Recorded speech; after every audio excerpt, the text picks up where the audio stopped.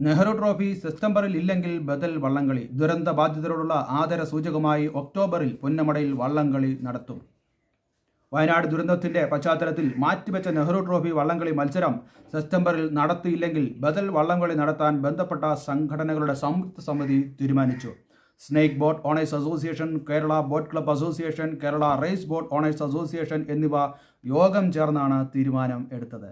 അടുത്ത ദിവസം തന്നെ മുഖ്യമന്ത്രിയെ കണ്ട് വിഷയം അവതരിപ്പിക്കും.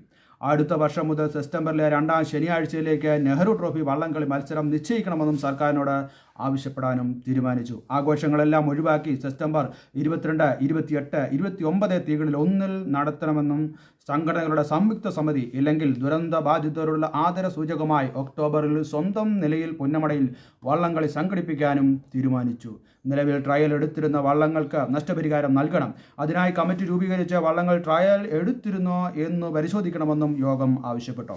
സംയുക്ത സമിതി ചെയർമാനായി സ്നേക്ക് ബോട്ട് ഓണേഴ്സ് അസോസിയേഷൻ സംസ്ഥാന പ്രസിഡന്റ് RK കുറുപ്പിനെയും കൺവീനറായി Kerala boat association general secretary SM ഇക്ബാലിനെയും തെരഞ്ഞെടുത്തു. Kerala race boat owners association president Kochumon Ambalakkadavan, vice chairman Kerala boat club association president James Kutty Jacob, joint convener എന്നിവരുൾപ്പെടെ 15 അംഗ കമ്മിറ്റിയെയും തെരഞ്ഞെടുത്തു. CBL നടത്തണം. ദുരന്തത്തിന്റെ പശ്ചാത്തലത്തിൽ ഉപേക്ഷിച്ച ചാമ്പ്യൻസ് ബോൾ ലീഗ് നടത്തണമെന്നും സർക്കാരിനോട് ആവശ്യപ്പെടും. CBL തുടങ്ങുമ്പോൾ ലീഗിൽ പങ്കെടുക്കുന്ന ചുണ്ടൻ വള്ളങ്ങളുടെ എണ്ണം 9-ൽ നിന്ന് 15 ആക്കണം.